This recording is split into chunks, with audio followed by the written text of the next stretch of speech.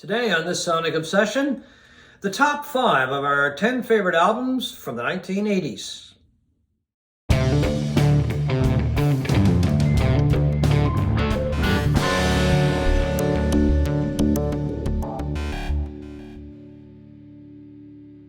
Hi folks, I'm John Whidden, and right over here is Steve McLeod. And today we're going to wrap up our favorite albums from the 1980s. So I'm going to fire it over to you for number 5. Yeah, once again, we do not know each other's choices. Nope. Any compatible albums is merely a coincidence. That sounded like a disclaimer if I ever heard one. Yeah, Okay. Yeah. Number 5 on my list is Graceland by Paul Simon. I knew you would throw that in the list. Yeah, just an incredible album. I played this thing to death when it first came out in 1986. Just an amazing mix of pop, Afrobeat, Zydeco, you name it. It sold 16 million copies. As many albums as this guy has sold in his career. It's just another peak for him. One of the greatest American songwriters of all time. It won Grammy a year for Best Album. Not that really means anything, but... And it brought attention to African musicians, African music, but it also brought accusations of cultural appropriation.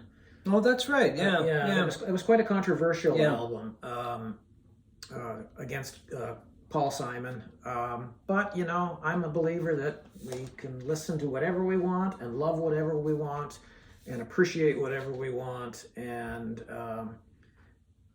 sing whatever we want. I just think it's an absolutely fantastic album by one of the great songwriters of all time and one of the great lyricists of all time. Yeah, I got to agree with you on that one. And it almost made my list, but I'm like you. I played it a lot years ago, and I think I may have overplayed it. Well, I don't play it much anymore. Oh, okay. And I know it's a fantastic album, but it was constant. That and So by I Peter played So Gabriel. a lot too, and that's why it didn't make my list. I find with my list, and I'm going to throw this in here, these are albums that I still listen to, and quite a bit. Well, I should say quite a bit. From time to time, I'll dig them out and I'll put them on, whether it's on vinyl or whether it's on CD, because I really enjoy them. Some of them I even just watch the video online. I'll go to YouTube and check out the video. My 5th one comes from 1983, and it is Mr. Dylan, Bob, of course, and it's Infidels, which is not only one of my favorite albums from Dylan from the 80s, but it's one of my favorite albums by Dylan, period. Yeah, I like it as well. And some days it might be my number 1 Dylan album. Just great material on this album. Joker Man, Neighborhood Bully, it goes on and on and on. But he's got such an incredible cast of musicians on this album. Mark Knopfler, once again, I just talked about him in the first part of our look at 80s albums. Incredible guitar player. Alan Clark, also from Dire Straits, plays on this album. He's got that fantastic rhythm section, which has got a lot of body and a lot of power. Sly and Robbie. And Mick Taylor plays on this album as well. So Dylan just gathered all of these great musicians together. They went in the studio, they did the album, a mixture of tremendous musicians and just great songs. And Dylan sings great on this album as well. His voice is really good on this album. Yeah. My number 4 is, and somebody might object to this, not you, I don't think, but it is London Calling by The Clash. Almost made mine too.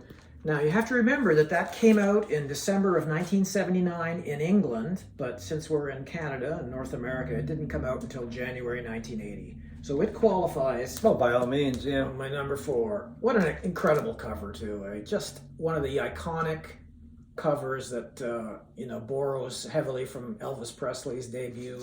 I mean, what an album. It was their 3rd studio album, I believe. I think it was the 3rd album, yeah. And it filed down all the rough edges of their first 2 albums, which were very much punk and didn't appeal to me a whole lot. This was a mix of rock, ska, reggae, punk, post-punk.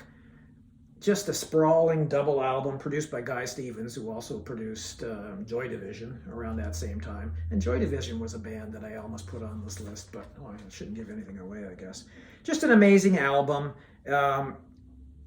It was, I think it's their masterpiece. I don't think they. I agree with you on that one. I think they matured with that album, if that's the right word. It was a very mature album while still keeping its sort of punk attitudes and that.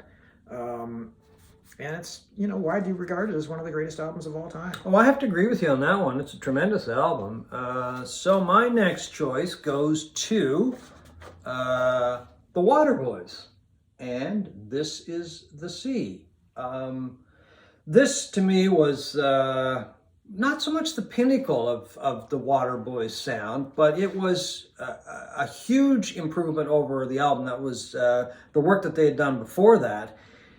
But this album, just that big Waterboys sound, right? There was Mike Scott, and then the band Anthony Thistlethwaite and Carl Wallinger, I think, who was a huge factor in giving the Waterboys that huge sound. There was Don't Bang the Drum on this, The Whole of the Moon. Whole of the Moon was a big hit. Oh, and I loved that song. Yeah, I still love the song. Yeah, and the video is still great. I watch the video every once in a while.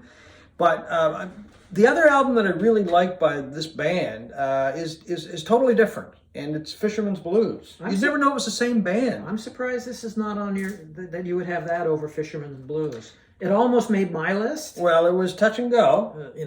That's my favorite Waterboys album, and I thought for sure. But since you've probably let the cat out of the bag, it's not on your top 3. No, it's not. But it's a great album. Yeah. But anyway, it was just the music of these guys and the lyrics of Mike Scott. I mean, he really was he was a poet. I don't want to say just a poet. He was a very good poet. And I think they hit a peak with this album. And then with Fisherman's Blues hit another peak with a totally different sound. You never know it was the same band. Anyway, so that's that choice. That's number 4. Number 4. Mine, number 3 choice is Purple Rain. Oh, I knew this would be on the list. I'm surprised it's not 1. Well, I gotta say, Prince for me was at the peak of the 1980s. He was the 1980s as far as I'm concerned. There's great albums that came out. He was on Much Music, MTV constantly.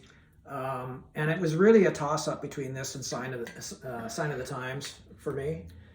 But I put this one because it was the one that really vaulted him to superstardom, not just stardom. He was a superstar. Well, there was the movie too, right? The movie, the videos. You couldn't go 5 minutes without seeing Purple Rain or Let's Go Crazy videos for all of this stuff. Like if you went to a pub in Halifax, like the Split Crow downtown, they used to have TV on and they would be playing videos. When Prince came on or Michael Jackson's Thriller came on, everybody would stop. And watch this stuff. And just an incredible meld of pop, rock, funk, R&B. He could do it all. He was a guy who was as funky as anybody, but could rip off guitar solos like the best classic rocker. Yeah, by all means. Absolutely a fantastic album. And my number 3 top 10 album. Okay, my number 3 goes to... That's a good one. Roxy Music and Avalon. And it's funny, with this album, when it first came out, I'm like, oh, gee, Roxy. Like, you didn't like it? Well, it was just a little too... laid back, a little bit meandered along compared to some of the earlier stuff. Oh, right? It's totally different.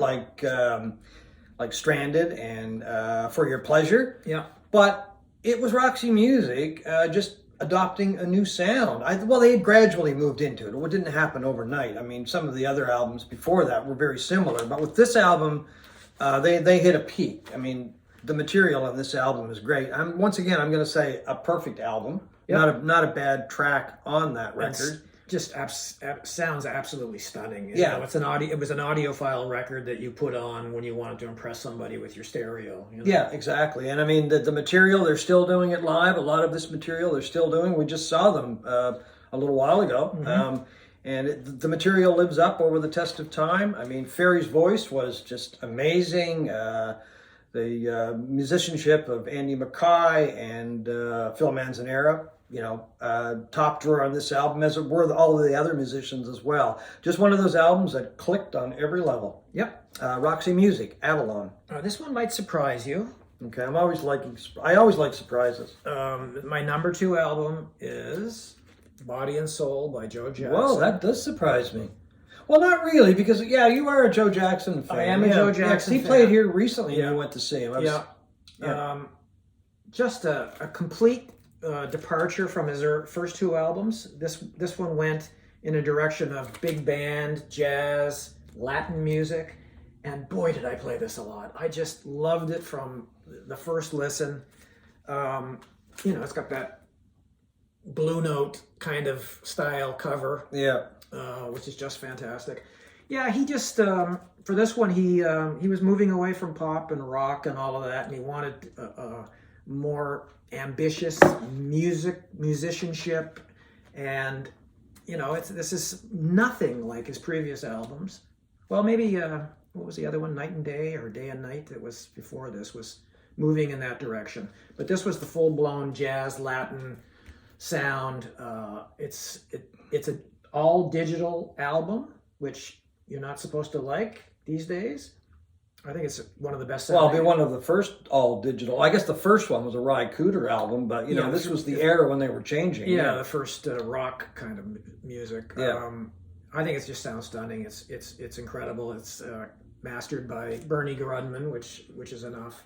My number 2 choice goes to Warren Zevon and Sentimental Hygiene, because no list of mine would be complete without a Warren Zevon album. This is one from 1987. It's just typical Warren Zevon, really strong material, great lyrics, covers stuff in there that most people wouldn't even dream of covering. He's got some really hard rockers on the album. And then he's got there's some soft material on the album as well. Sentimental Hygiene is a great track. My favorite track from the album is Boom Boom Mancini, all about the boxer. Mm-hmm. The interesting thing about this album is that he's got a couple of the guys from REM, and then they got together and they also made an album called The Hindu Love Gods, mm-hmm. which was a fantastic album. And anyway, they joined him on this album, as does Don Henley on a couple of tracks, Waddy Wachtel, and of course the late great David Lindley. So it's just pure Warren Zevon, great lyrics, music that just kind of keeps going and going, but it is soft at times. And from '87, one of Warren Zevon's best albums, I think. But any album by Zevon is great, in my opinion. Yeah, I guess. My number 1 album of the 1980s, and it has been the number 1 album on my list since the 1980s ended. I played this endlessly in 1987. I think it is a masterpiece, and I know a lot of people will mock that now, probably because of, as time goes by, but I just think it's an absolute perfect album. The Joshua Tree by U2. Produced by Brian Eno and Daniel Lanois. This thing is filled with anthemic rock songs like what is it? Still haven't found what I'm looking for. Where the Streets Have No Name, With or Without You, One Tree Hill. Just an absolutely stunning album. It launched them to superstardom. They became, after this album, one of the biggest touring acts in the world. Oh, yeah. And that continues today. We've seen them. Saw them in Toronto a few years ago. Yeah, I saw them in Toronto and in a big outdoor show in Moncton, New Brunswick. Just the sound, the songwriting, and the scope of it all. And I think Eno and Daniel Lanois get a lot of credit for taking these guys and molding them into what they became as the biggest. Yeah, they have a definite U2 sound on that album. I mean, I love the album as well, and it almost made my list, but almost before that was War. That's still my favorite U2 album, because I find with that album they're not as polished, not as refined. They still have that edge that a lot of groups have when they're starting off. No pun intended. No pun intended, because I guess they have 2 edges then, don't they? But anyway, Not taking away from that album at all, because that's what happens with artists. They grow. It's just, I don't know, it's so raw. I think that's what I love about it. Just think about the advancement, if you want to call it that, in sound from that album, Unforgettable Fire, and then the Joshua Tree. It was like they weren't even the same band. Just an incredible album. And my number one pick from the 1980s. And my number one pick from 1982, I keep hearing 82, 83, but it's 1982, and it's Bruce Springsteen's Nebraska. I do not endorse this pick. But that's okay. You go ahead. It's an album that is gaining a little bit more of attention right now because, well, there's just a book came out about it, and it's quite a good book, actually. I've read some of it, and it's called, let me double check here, and it's by Warren Zanes, who used to be with the Del Fuegos, and I didn't want to get the title wrong, that's why. Deliver Me From Nowhere. And he also wrote a really good biography of Tom Petty a few years ago. Yes, that's where I've heard the name. I love this album because it is just, I mean, you talk about basic. There's nothing, I don't think, more basic that's been released in the last 40 years than this. I mean, it was just done in a bedroom in a house in New Jersey. It was Springsteen all by himself. And every song on this album is just like, it's a mini story, but it's a kind of a mini movie at the same time, because I can visualize a lot of the material on this album. It's just a total departure from anything Springsteen did before. He considers it one of his strongest albums, if not his strongest album. A lot of other people do as well. And I know when it first came out, and I said how much I liked it, because I liked it from the get-go. And a lot of people said, that's just terrible. Like, that's not like The River. I said, well, exactly. That's what I like about it. It's not like The River. And it's not like Born to Run. I've never liked it, but then again, I maybe it's time to revisit it, because it's an album that I haven't heard probably since the day it was released, or in that period, because I bought it like everything.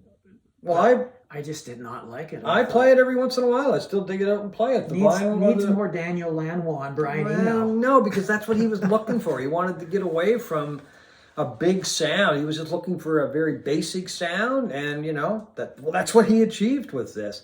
But Springsteen, he's just such an amazing storyteller, and that's to me what every one of those songs on that album is just.